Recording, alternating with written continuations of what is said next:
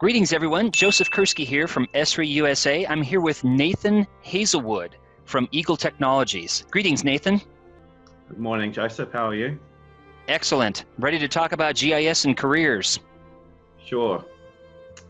Okay, so what I'd like to do today, Joseph, is to take you through a presentation which I've actually given to 3 universities here in New Zealand. And it's about GIS careers and some of the considerations around planning your career.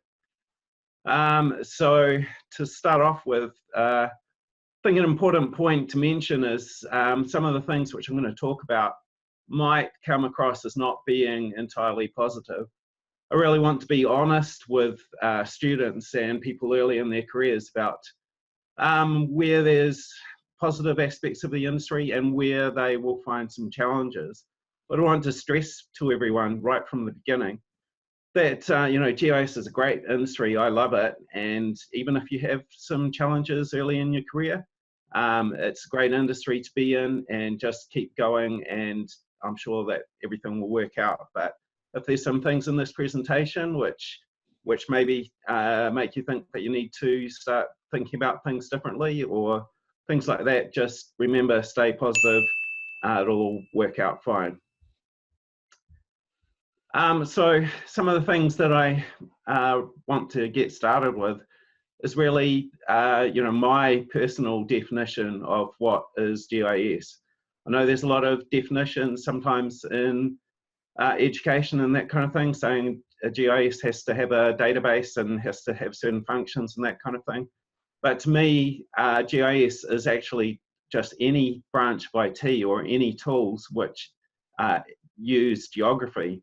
So some people sort of say, is this particular piece of software a GIS or whatever else? I think any software that's using geography is related to GIS technology. Some of the important things to note with that is things like the gaming industry. There's a whole lot of, the gaming industry is huge, and a lot of the modern computer games are using geospatial technology. So, when you're thinking about your career, don't limit yourself to just thinking about kind of traditional interpretations of GIS.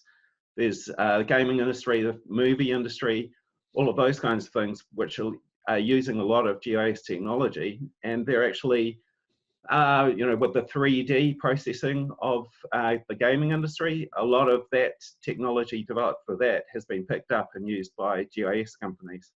Yeah, Nathan, good point. I just did add a note here, and that is, if folks are interested, take a look at the Esri user conference from summer 2017. The Disney person that designed the scenes in Zootopia, the movie, used City Engine. So it's exactly what you're saying, Nathan, that GIS can be applied to lots of different fields nowadays, including film and video and gaming. Sure. So I'm going to go through and give you a few tips as I go through. The main tip from this whole presentation really is to plan what you want to do with your career. This also, it's very important for students, but it's also equally important for people any part of their career, whether they're recent graduates starting out or even senior people. You can still retrain, you can still change direction. So you need to think about what it is that you want from your career. So some of the things that people do think about, some people just want to work with an awesome team. That's, an important thing for them in their career. Other people want to be respected, like being an intellectual and maybe writing research papers and doing interesting new things. Other people want to make a difference to society or the environment, and GIS is a great tool for doing that. Other people want a great work-life balance. They, want to have families and they want to be able to spend time with their families and not working all the time. Other people want to get out into the great outdoors and, take a GPS and go walking up mountains and finding endangered species and things like that. Other people want to have opportunities to travel around the world and go to different places. Other people want job security. They want to know that you know, they're in an industry or a type of job where either they're unlikely to be made redundant, or even if they are made redundant or something like that, they will have a lot of other opportunities to get new jobs. And other people want to make mountains and mountains of cash. So those are some of the things that you can think about with your career. Well, I'm going to go into detail with some of the ways to meet some of those objectives, so a few tips later on in the talk.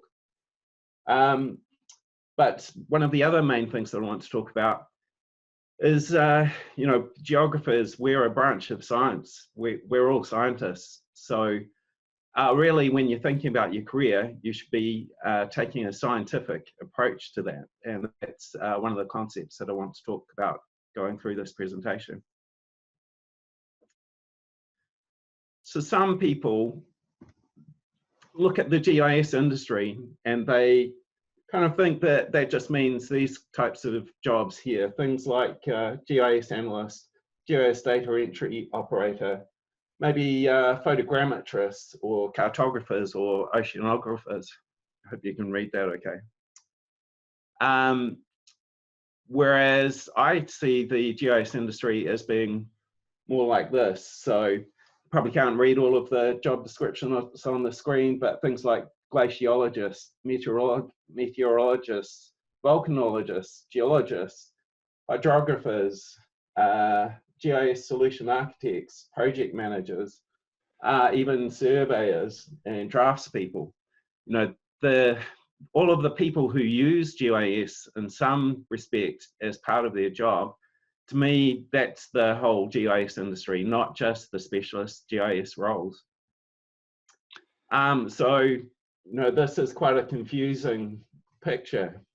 So one thing which we do as scientists when we're faced with a complex situation is to start to analyze and group things together. So looking at all of these types of roles, I've put them into 4 sort of categories. We've got what are called the measurers, who are collecting geospatial information, the IT people who are setting up the tools to process that information, the cartographers and people who are presenting maps and designing maps and that kind of thing. And then also a lot of people who are using that information to do all sorts of analysis, whether it's scientific analysis or demographic analysis or you know, market research, those kinds of things. So I think this is quite a useful model to use. Do you agree with some of those concepts, Joseph? Absolutely, sir. Just 2 points to raise. I think you're bringing up an excellent point that there will continue to be GIS analysts, GIS supervisors, GIS managers. You know, that will continue to grow modestly. Yeah. The thing that's growing faster, though, is people using GIS as one of the tools on their tool belt in a health role or a business role or a city planner role. So those jobs are going to increase vastly. I think about my own career, and in all of these decades that I've been using GIS, I've actually never once had GIS in my job title. You know, I've been geographer, cartographer, education manager, instructor, etc. And so, yeah, getting people to think beyond, you don't have to be a GIS analyst or a GIS manager. And I think the second point I'd like to bring up is reflecting on your scientific point earlier, and that is one of the things that I think is important to say is you're interested in the environment. Great. No one's going to pay you to be interested in the environment. They're going to pay you if you have some skills that you can bring to their organization. So for example, if you want to work for the Nature Conservancy or the United Nations Environment Program, great. What are you going to offer that organization? I mean, we're all interested in the environment. At least I hope we are. But I think everybody in GIS actually does care about the planet. But the point is, I think Nathan's making really well, is that you got to have some skills, perspectives, abilities to bring to an organization, not just passion for the environment or any other sort of important thing about the planet. Sure, yeah, and we're going to touch a bit further on some of the points that you're raising there, Joseph, in the coming slides. So my next major tip is that Remember you're a scientist again, and be aware and just, be careful with considering the advice of self-appointed experts who don't provide their evidence. If you're a scientist, you should be looking for evidence. So one thing which quite often happens at this time of year, the end of the year, there's all sorts of forecasts that come out for what's going to be big in the coming year and what's going to happen, and all of these kinds of things. People get various opinions from experts and so on. So one thing which I am a bit careful with listening to these kinds of things, to me it's a little bit like a used car salesman type problem. If you ask some of these people, their opinions on what's going to be the next thing, and they say, right, technology X is going to be the big thing this year. And being a scientist, I say, well, that's interesting, but what evidence do you have to back up your claim? And by the way, what do you do as a job? And quite often the answer is, well, I actually work as a consultant who deploys technology X, or I own the company technology X. So as a scientist, I'm thinking, well, yeah, okay. We'll see how that goes. But, this is what I'm talking about, being a bit scientific about thinking about your career. Look for the evidence, and there is actually some evidence out there. So there's things like ERISA have done salary surveys on GIS careers. There's an organisation in Australia and New Zealand called CEBA, which has done similar things for our countries. And then there's also papers such as my friend Murray de Royst, who's a lecturer at Victoria University of Wellington, where I went. And she's done the study on the geospatial skills shortage in New Zealand, which is obviously New Zealand specific, but might be interesting reading for people around the world. So, you can look at these types of surveys, and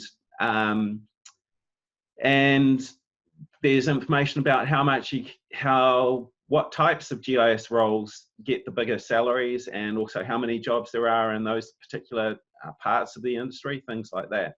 So, take the opportunity to do some research when you're planning your career, and there is real data to look at. That's probably my big point. Some of the other sort of tools which are really useful. I don't know, Joseph, have you heard of the Gartner hype curve or Gartner hype cycle? Yep, this is great. Yeah. So for people that are not familiar with this, this talks about sort of the hype that is happening with technology. And what quite often happens is that you start off with a phase called the innovation trigger, where there's sort of new technology which is climbing up this mountain of expectations, and it sort of, stories start turning up in the press, and everybody's excited about this new technology as it climbs up this mountain. And then it gets to the top, and this top is called the peak of inflated expectations. And then there's a whole lot of types of technology which is sort of on a big slide down here to what they call the trough of disillusionment. And then this is where people are so excited about what this technology is going to do, and everybody's going to be rich, and it's going to be great. And then people sort of work out that actually it's a lot harder to implement this technology, or it's not as useful as people thought it was going to be. And they come down on this big trough. But then they start coming up to here, which they call the slope of enlightenment, up to the plateau of productivity, which is actually really how useful that technology is going to be. And a lot of these technologies, yes, they'll be useful, but maybe not as useful as the stories that you read in the press and that kind of thing. So I'd recommend to any students or people planning their career, particularly if you want to get involved in innovative technologies, take a look at this hype cycle and see a lot of you probably can't read some of the little technology items on this curve, but a lot of them are related to GIS. You've got augmented reality down here, virtual reality over here. Driverless cars are somewhere up the top at the moment. And so that's an interesting and very well researched, very well respected tool which is a lot better than some of the opinions that people give, which aren't based on any research. Yeah, and one additional note there, Nathan, you may be touching on this in a minute, but I would just encourage anyone to, for those reasons alone, to take a serious look at GIS, because the where question is never going to go away, right? We're always going to have problems and issues from a local to global scale that happen somewhere, and we want to look at relationships, patterns, and trends. So despite the ups and downs of IT and tools coming and going and so on, GIS is going to remain viable. Yeah, it's going to evolve, but it's still going to be there. And so we're never going to get to the point where we don't need GIS or spatial analysis anymore. So yeah, definitely going to be a long-term thing. Sure. Yeah. So I think also want to explain a bit about what got me interested to begin with in some of the subjects that I'm talking about. My interest in analyzing the industry and seeing what's going on really stemmed from a business meeting that I had, a normal business meeting with a recent GIS graduate called Josie Hawkey. And we had our meeting actually about an aerial photography project that we were working on for different agencies. And as we were walking out and going down in the elevator, we were chatting, and she said something that caught my interest. She said a lot of geography and GIS graduates find it really difficult to get their first job. And I thought that was really interesting, because for my company at the time, we were trying to hire people and we were really struggling to fill the positions that we had. So I thought, this is really strange that graduates are struggling to get their first job, and we're struggling to hire people. What's wrong with this picture? So as a result of that conversation, the two of us got together and we wrote a blog post actually about this whole topic, and we published that. And basically it kind of went a little bit viral, and we got thousands of people reading the article, and we got literally hundreds of comments from all around the world where it's clear that this is a worldwide issue, and a lot of students, a lot of employers and so on, all sort of supporting what we'd written. And so that sort of led to a whole lot of other activities that we got involved in, and that's really where a lot of what I'm talking about today comes from. And I think, touching on one of your previous points, Joseph, one of the things which I've noticed is that there's so many job titles in the industry, and there's so many different types of things which you can be looking for in job advertisements and that kind of thing. But with all of those job titles, it's actually really confusing. One of the issues I think that we have as an industry is that if you have a GIS analyst and a mapping advisor and a GIS officer, quite often, although there's three very different job titles, those people might all actually be doing pretty much exactly the same things. So, that makes it really confusing to look at what's going on in the industry.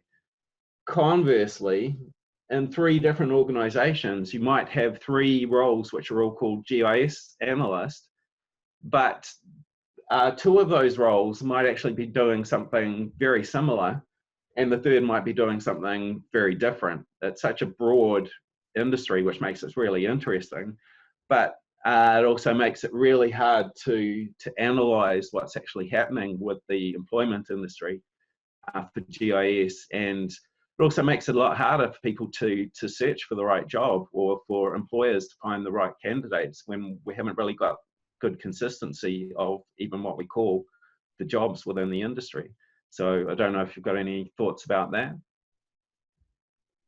No, I think you summed it up really well. I just would add that, for people to, coming back to your point earlier about film, gaming, sometimes I think it's wise, it's a little scary, but it's wise for people to contact an organization that may not have a GIS position, or even something that is requiring a GIS, because sometimes, even though it's the 21st century and you'd think that GIS has been around for 50 years and everybody would know about it, however, you might need to go to an organization that you're really passionate about and say, here's what I can bring to your organization.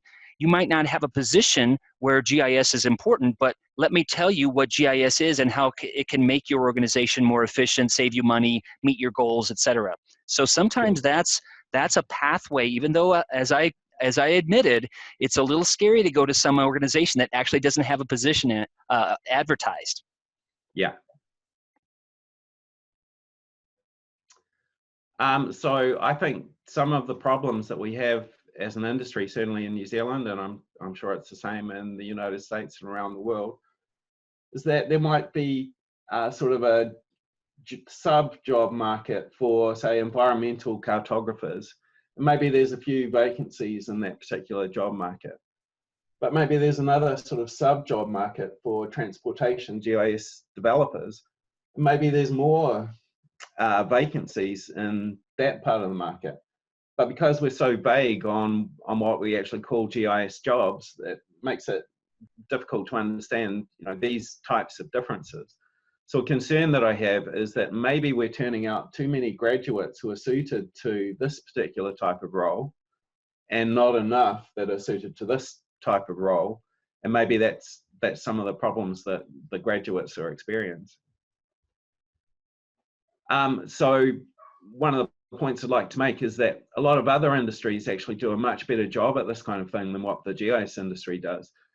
Take, for example, nursing. So some comments here from the nursing organisations in the UK. They plan very well how many nurses they're going to need several years in advance, and they look for evidence of that, and they plan their workforce, and they tell the nursing students, listen, if you want to get a job in 3 years' time when you graduate, you should be focusing on this particular type of nursing. And they actually do, these are some examples from the UK, and they actually do a really good job of planning their workforce and telling the students, listen, if you want to work in this part of the country, then in 3 years' time, we're going to need these types of nurses. And, you know, that's a great way of matching what the students are studying to what the industry needs. Very good point. So some of the issues I think that we have, I see this a lot in job advertisements in New Zealand, where you're sort of saying, advertising even for junior or intermediate roles, and sort of saying you need to have 5 years of experience. But you know, I think that's a little bit unfair to the graduates and so on, who really the industry should be doing more to encourage people into the industry. And you know, you can get some fantastic graduates, and I know we've hired some who, you know, we have to invest a little bit of time in getting them up to speed in certain things. But if they're talented and if they studied hard, then, you know, organizations should really be giving those types of graduates more of a chance. Yeah, Nathan, there's been various reactions, sometimes heated reactions on listservs and forums around the world about this very thing, where I think a lot of students, new graduates and others in the, you know, seeking to get into the profession see this long list of requirements for a position, and they say, well, wait a minute, that's just not realistic. Even people in the industry for 25, 30 years don't have all of those skills. So I think it's a good time to just say, yeah, an encouraging word to those folks. Oftentimes those position descriptions are written by, you know, like some person in human resources that just says, oh, GIS, I'm going to put every single thing that a GIS person could possibly do into this requirements. So don't be thwarted or dismayed by some of those. Sometimes A, they're not realistic, and then B, like Nathan's saying, work with that organization and be honest about your own skills, and don't be discouraged by the long list. Again, I mean, Nathan and I, we've been in GIS for a long time. We probably don't have every single one of those things either. So just kind of use those as maybe encouraging items for, maybe I do need to get a little bit more JavaScript programming behind me, or something like that, but don't let it dissuade you from applying to positions like that? Sure. Yeah, I'd say, you know, sometimes where there's a long list of those types of requirements, if you meet sort of 75% maybe of those requirements, then I'd say apply for the job. You know, what's the worst that can happen? They won't put your CV forward. Don't keep on applying to the same organization if you're not getting those jobs. That might get annoying for that organization. But if you meet a lot of the requirements, even if you don't meet them all, I'd say still send in your resume. So one of the things which I did last year to try and get a better understanding of what's happening in our industry, at least in New Zealand, is for 5 months I recorded every GIS job that was advertised in New Zealand, and that gave me some real data, again coming back to the science, to analyze and to think about what's happening in the GIS industry. So I did this study for about 5 months, and some of the interesting things that came out of the study is that roughly 50% of the jobs which mention GIS or geospatial or any of those keywords were a specialist GIS role, and the other 50% were things like geologists or volcanologists or all of those other things where GIS might not be the main part of what those people do, but it's an important second part. So that was one of the interesting findings. One of the other really interesting findings for me was categorizing all of those job vacancies and looking at what types of industries actually have the most GIS job vacancies. And by far the largest one was local government or city government. So I kind of expected local government to be up there in terms of the number of job vacancies, but it far outstripped the central government or federal government jobs, which is something in New Zealand I didn't expect. I thought there'd be a lot more even. Another really interesting surprise that I got really from doing this analysis is that transport and logistics was a really big sector of the industry, and I didn't appreciate how big it was. So, you know, that's the sort of things which might be interesting if you're a student. You know, if you can do a bit of study on transportation and logistics, then there's a lot of jobs out there for that type of knowledge. And kind of along the same lines, I would just throw in utilities. When you think about all of that infrastructure that has to be mapped. Yeah. Yep. Yeah, so actually on the list here, Joseph, local government was 23% of the jobs. Electricity, gas, water and waste services was actually 17.5%, so the second highest. And transport, postal and warehousing was 14%. So you're exactly right. Those utility industries are the second largest grouping that I had. So the next thing I want to talk about is what I've called the 4 modes of GIS within organizations. So I've looked at all of these types of jobs, and I think there's 4 distinct sort of ways that GIS teams are organized in organizations. I've got what I call the solo map person, you know, the map guy or the map woman who everybody goes to typically in a small organization when they want a map. Then you've got the production chain of processing geospatial information. Then you've got the enterprise GIS installations. And then kind of a new thing is what I've called the GIS disruptors. So I want to go into a little bit more detail about what I mean by these things. So looking at this, I've broken it into inputs, the processing, and some of the outputs of what these different roles do. So when I first started out in GIS, the students that I've been talking to recently were quite interested in this. This is kind of what my first job was. So I had one of these big digitizing tablets, which are probably in museums these days. We had what we call a puck, and we sort of basically put a map onto this digitizing tablet. The tablet had sensors in it, so it could tell, you know, what was going on with the puck. You taped on a map or something like that, or an aerial photo or something. You use this puck and you move the puck around on the tablet, and you sort of traced with the puck, and you push the button every time you wanted to introduce a vertex or a point. And you know, that was my first GIS job quite a few years ago now. But talking about the history of how all of these modes in the industry work, that's kind of the basic input, or used to be at least. And then we'd put things into a GIS. So this is my first GIS, actually, laser scan VTrack, and an interesting system for the time. Had all these cool buttons down here that you could actually write, you know, 50 lines of code to do something, and you know, like 50 lines of code to delete feature and things like that. So really, you know, going back 25 years since when I used this system.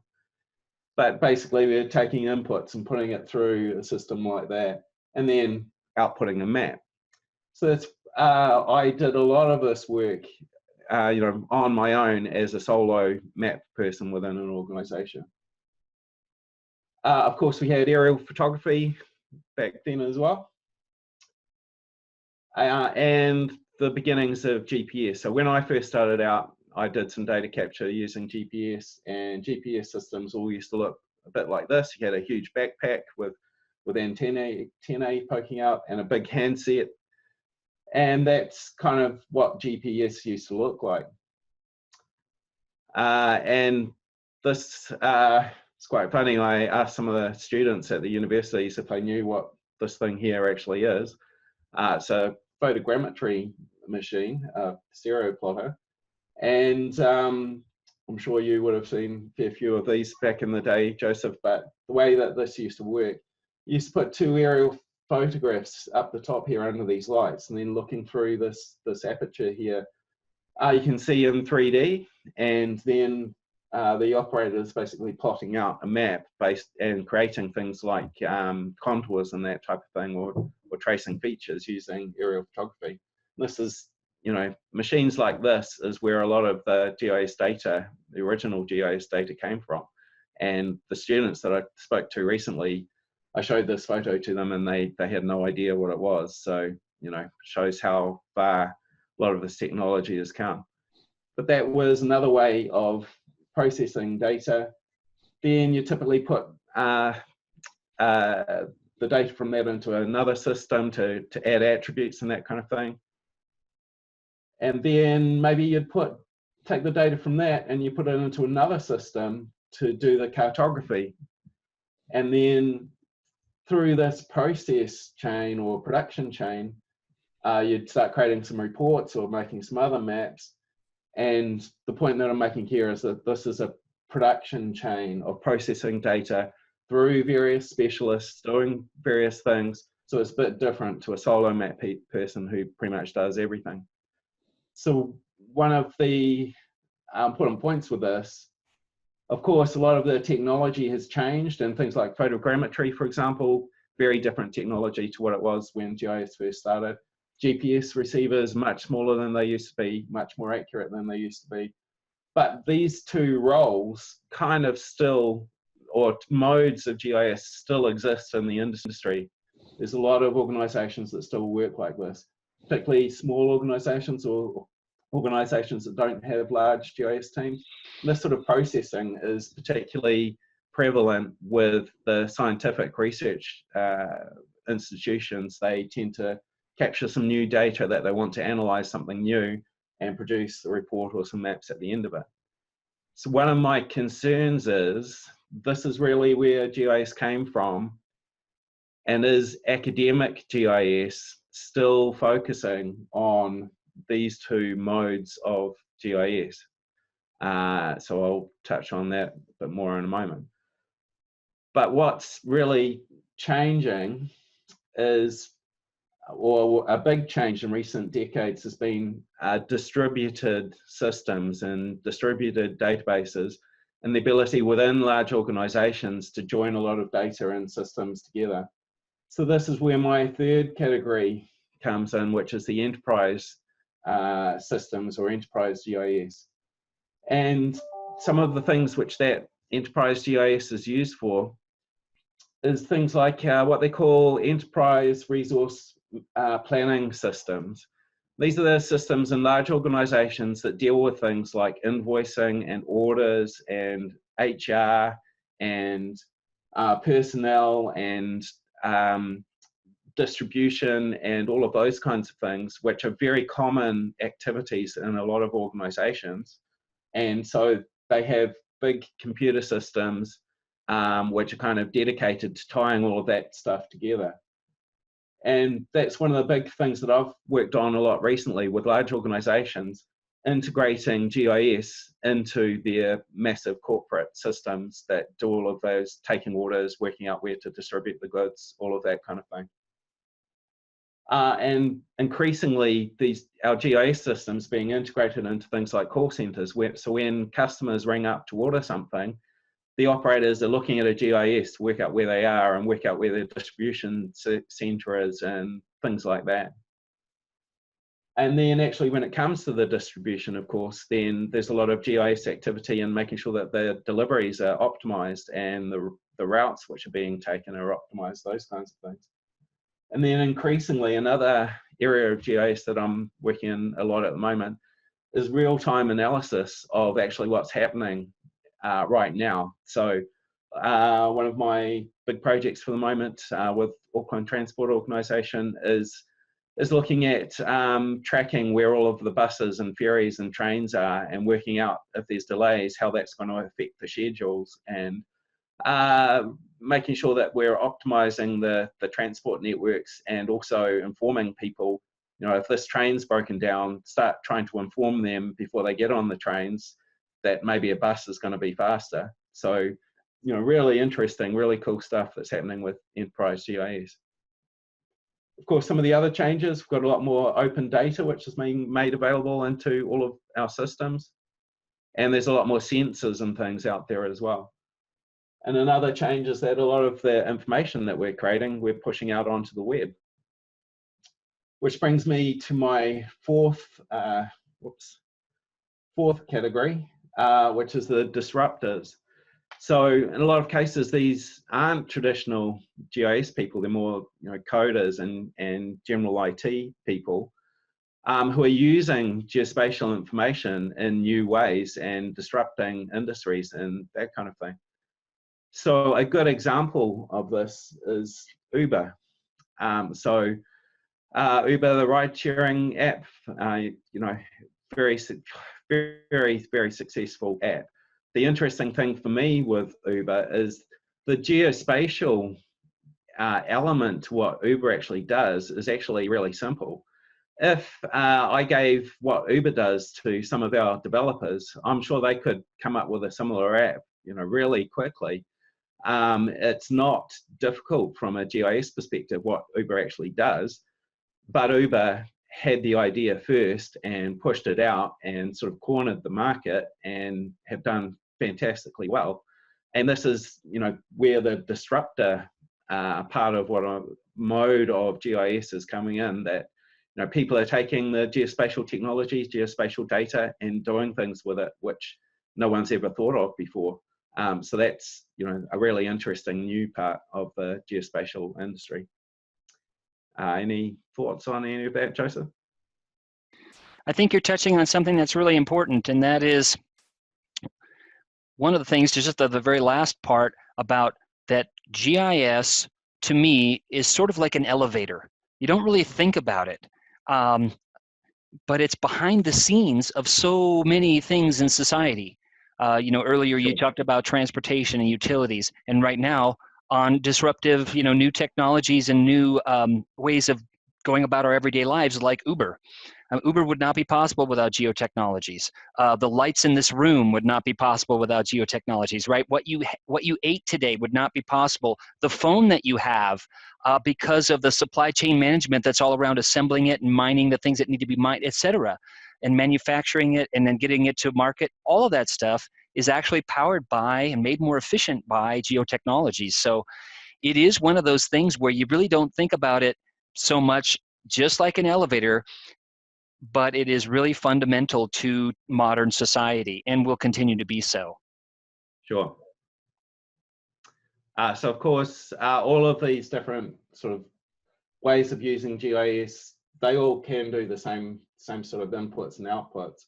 So, you know, an enterprise GIS solution, of course, it still makes paper maps, can push things out to the web and so on. So these lines are a little bit blurred, but you get the general idea. So the important thing to mention with all of this is, in my analysis of the jobs, or the job vacancies that are out there, 67% of the jobs are in this enterprise GIS space. So, you know, if one of the things which is important to you in your career is job security, then maybe you should be looking for skills which are going to line you up in this particular area of the industry.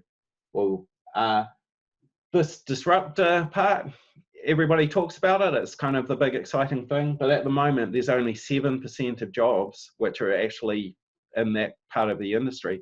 Maybe that'll grow, I don't know. Maybe I need to rerun my analysis and check and see what's actually happening with these percentages. But maybe from a career planning perspective, this is quite important.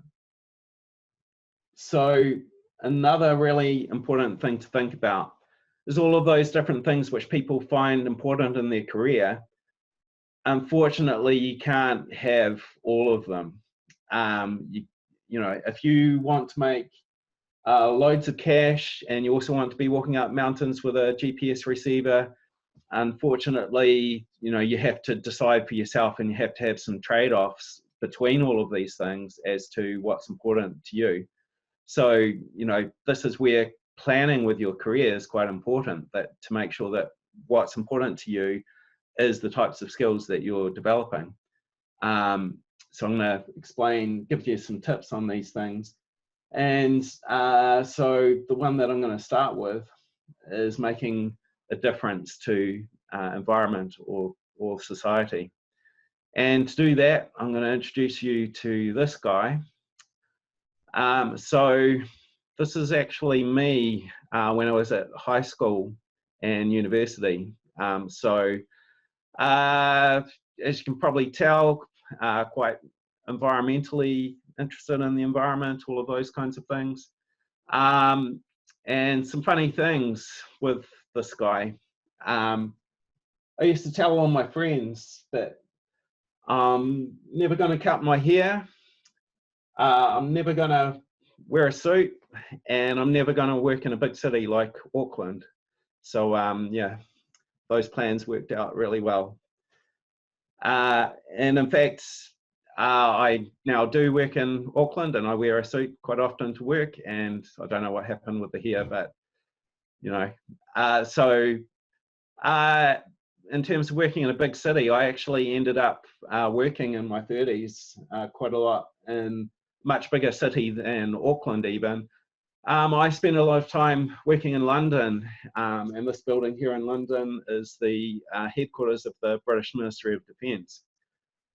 So, you know, how did this guy end up working somewhere like the British Ministry of Defence? If you'd asked me when I was 22 if I'd ever end up working for an organisation like that, I would have thought you were crazy, but yet I did. And so, you know, am I a hypocrite? Am I a sellout? Am I naive? No, I don't think I was, and I'm going to tell you why. The reason is that GIS is good. So a lot of us, you know, we think we want to work in environmental agencies, and in New Zealand there's a lot of pests which we get in from Australia. So, you know, there's a lot of environmental work that goes on sort of trying to eradicate these invasive species and protect New Zealand's biosecurity and those types of things. So, you know, but there's obviously a lot of GIS jobs out there which are involved in taking care of pests and making sure they don't get established, that kind of thing. And that's fantastic work, obviously. But to explain what I mean about the British MOD, maybe it's worth explaining some of the things about that organisation. The Ministry of Defence in the UK actually owns 2% of the land area in the UK. It's a huge amount of land, and have, you know, a lot of personnel, a lot of buildings, and a lot of stuff, which is really obviously GIS is great for looking after. One of the really interesting things with the British Ministry of Defence is on a lot of their land, a lot of their big training areas, they don't use pesticides. So as a result of that, there's a lot of endangered species, particularly insects and birds, that because there's no pesticides, they're the only places that those insects and birds still live, and a lot of them are endangered species and that kind of thing. And so the British Ministry of Defence actually does a lot of work trying to protect those species, make sure that they don't blow them up for a start, but also to encourage their growth. The Ministry of Defence there actually has quite a large environmental team, which is trying to, you know, protect these species and do all sorts of other things to protect their environment and to ensure that they survive. Which, you know, for an organisation like the Ministry of Defence, they take it very seriously. This is their environmental protection magazine, which the Ministry of Defence actually puts out. So, you know, really interesting, an organisation that you don't normally associate with environmental concerns actually has a big GIS team doing just that. Another example of this is in transportation and logistics. So a lot of my work recently has been with Auckland Transport and planning where to put new cycleways around the city and that kind of thing. But previously, I've worked with a lot of organisations, commercial organisations, doing routing optimization. So the point that I'm making here is that those organisations are mainly interested in saving money. They're commercial organisations, that's their job, they need to make profits.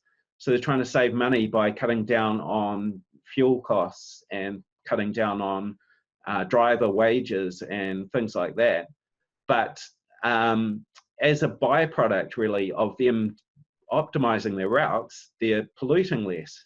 And so, you know, this is one of the great powers of GIS, that by making better decisions, we're actually doing things which are better for the planet. And although those commercial organizations might be driven mainly by profit, you know, there's secondary benefits to the planet from using GIS. So that's really the point that I wanted to make, is you don't need to necessarily work for the EPA or for the Department of Conservation in New Zealand or some of those organisations, Worldwide Fund for Nature.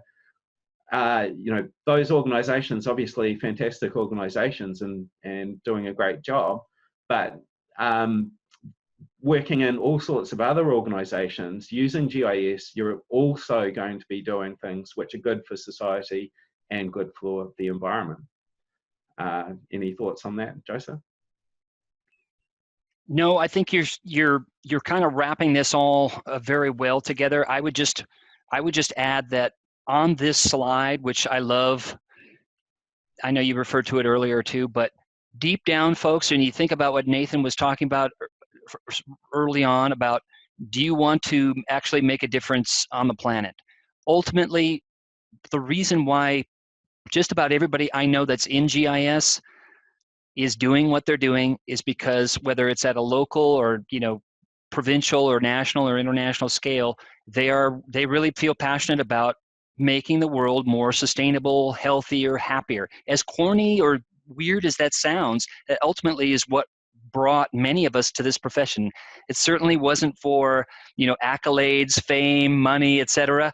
We're oftentimes misunderstood with what we do, but that's just part of the job. But if you truly want to make a difference in the world, geotechnologies enables you to, you know, get that passion out there to make real contributions in 21st century society. So I love what you've got here, Nathan. Sure. So another thing which people sometimes, you know, want from their career is to be able to travel the world or travel different places. So these are some of the places around the world that I've been to and worked in my career.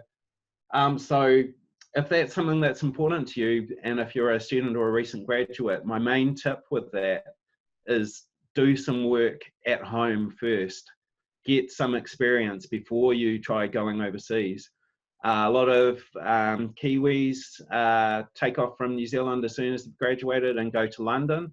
And unfortunately, if they haven't got job experience over there, sometimes employers, prefer people with some job experience. And so there's a lot of good graduates who are working in bars and restaurants in London who, if they'd stayed here in New Zealand first and spent 6 months or a year getting some experience with an organisation before they went, they'd find their job search overseas a lot easier.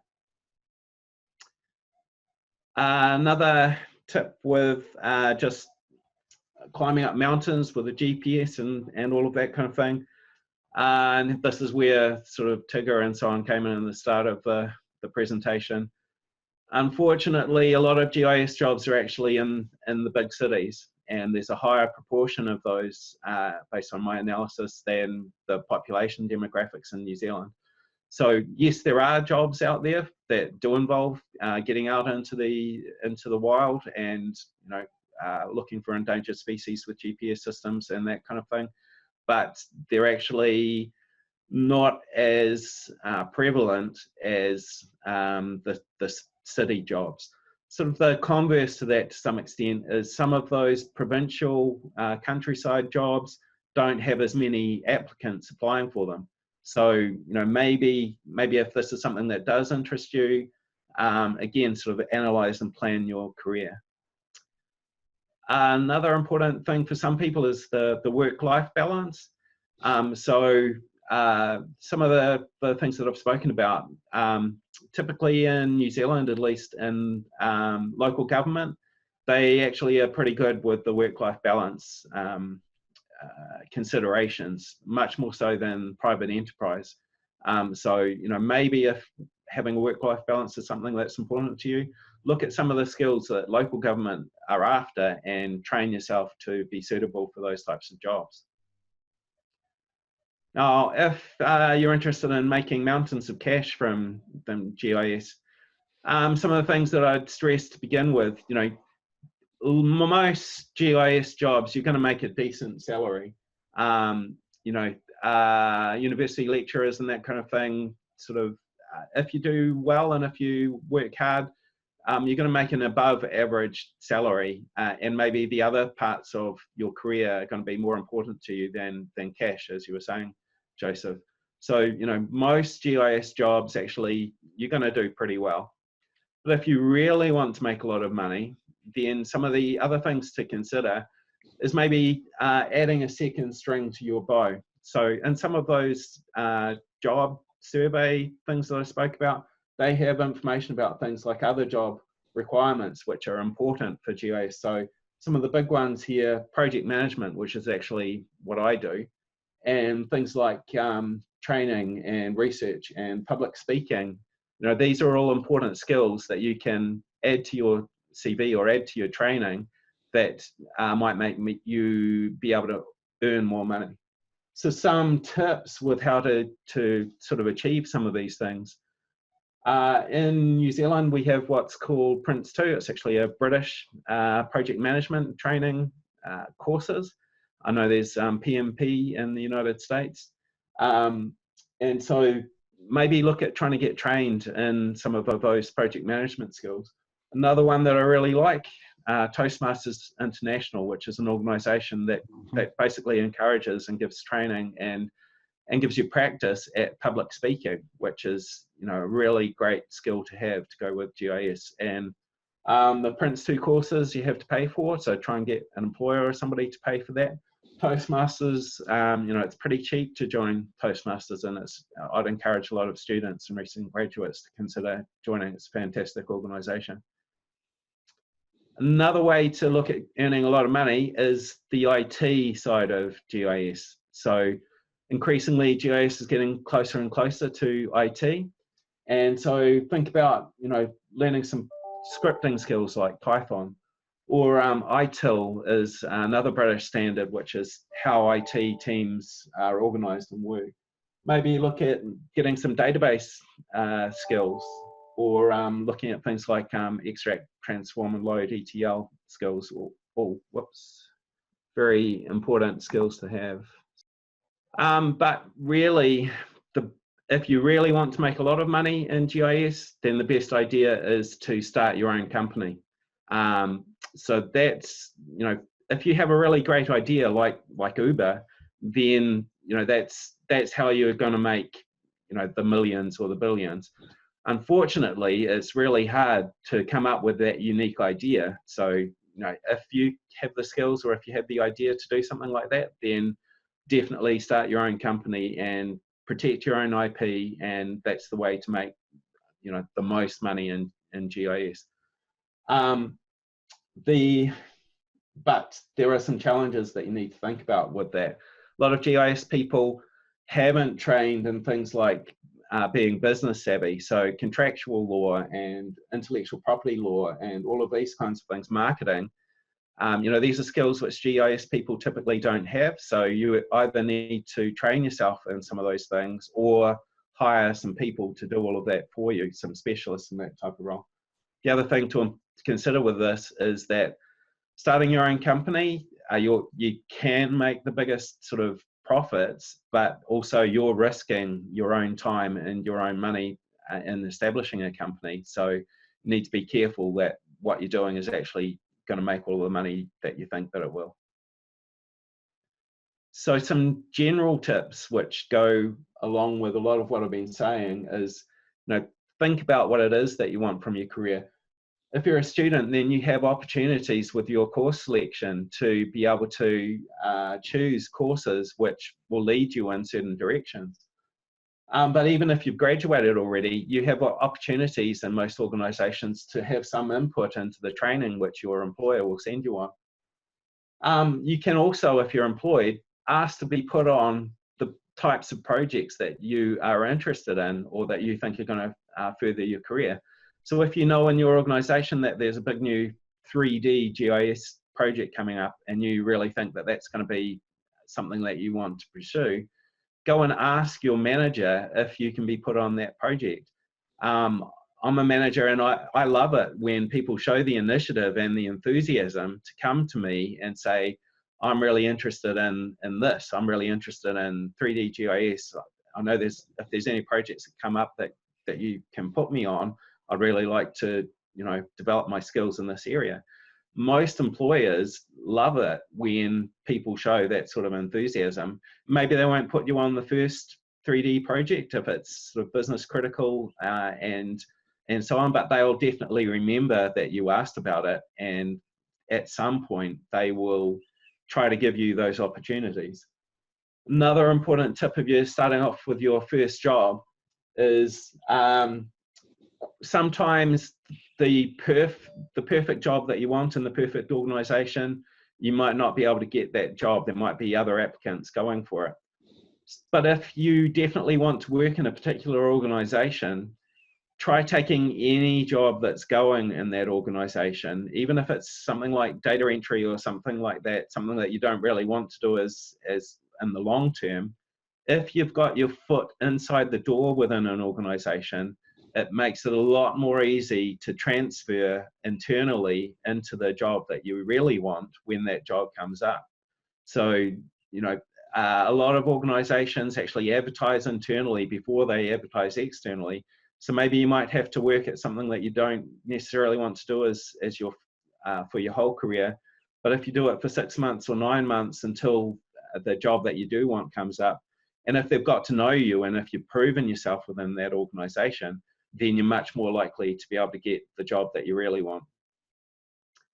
And some other general tips, other ways of getting some experience. There's great some voluntary organizations doing GIS things that you can look at.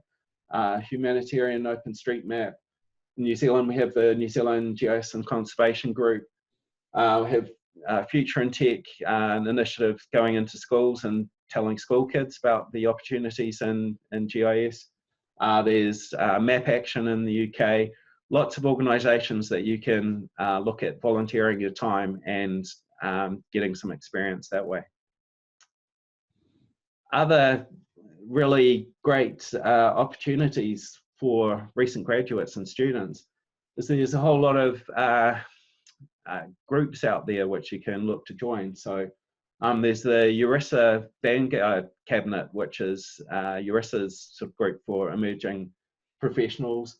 Whoops, sorry. In the UK, they've got the AGI's Early Careers Network, one to check out for people in the UK. And then, of course, there's the Esri Young Professionals.